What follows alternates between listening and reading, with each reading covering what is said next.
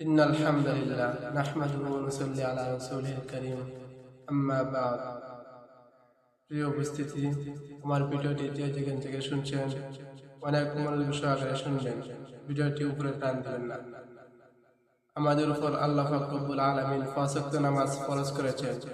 আমরা পাঁচ ওয়াক্ত নামাজ কিভাবে পড়ব অনেকেই জানি না। নামাজের ফরজ কয়টা আমরা এটাও জানি না। কি কি করলে নামাজ নষ্ট হয়ে যায় আমরা অনেক জানি না। এখান থেকে নামাজের ফরজ গুলো শিখে নিবেন।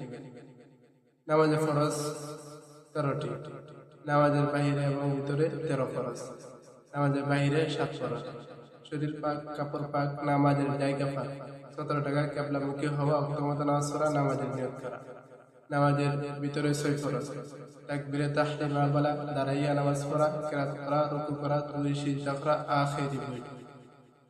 আমার এই ভিডিওটি যদি ভালো লাগে অবশ্যই সাবস্ক্রাইব করবেন।